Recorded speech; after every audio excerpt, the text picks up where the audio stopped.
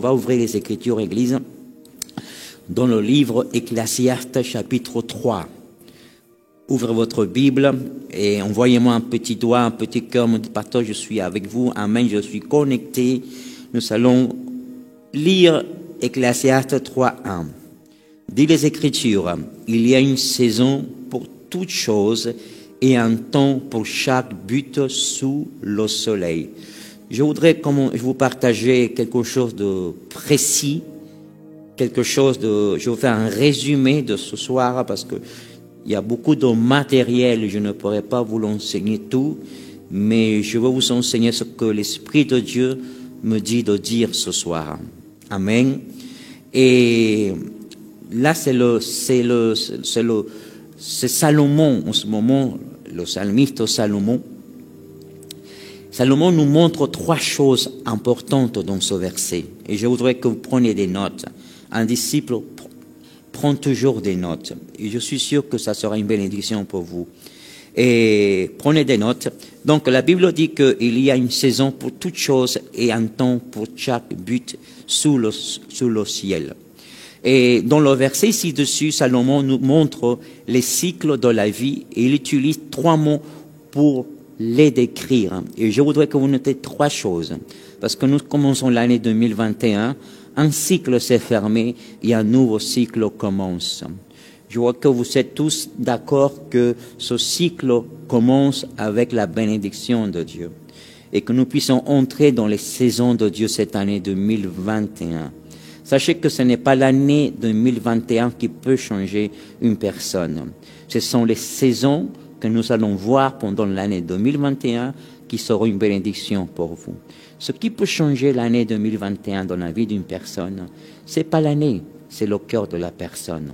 Nous avons besoin de préparer et changer notre cœur pour commencer cette année 2021, pour commencer un cycle nouveau de la part de Dieu. Donc, je voudrais vous décrire trois points importants. Numéro 1, notez, temps. Numéro 2, saison. Numéro 3, but. C'est ces trois points que je vais m'arrêter et que je vais vous partager ce soir. Numéro 1, Dieu est un Dieu de saison. Amen. Dieu est un Dieu de saison et il y a des saisons de Dieu où nous devons les découvrir, les connaître. Mais il y a quelque chose d'important que le Salomon nous montre, ces trois cycles. Numéro 1, il y a un temps pour tout. Sachez qu'il y a un temps pour tout, un temps pour pleurer, un temps pour rire, un temps pour mourir, un temps pour se réjouir, un temps pour travailler. Et donc, il décrit tout ce qui se passe dans le temps. Et je voudrais vous définir, et je voudrais vous enseigner quelques minutes, après je vais prier pour vous. Je voudrais vous définir le temps. Qu'est-ce que signifie le temps? Et de ce que Salomon parle. Amen. Le temps est quelque chose de général. C'est le temps où nous vivons, ok?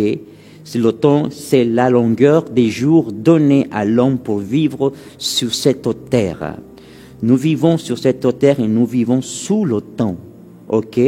À cause du péché d'Adam, Adam est resté bloqué et piégé dans le temps. C'est dans ce temps-là que l'homme, à cause du péché, est piégé dans le temps. Qu'est-ce que ça veut dire, pasteur?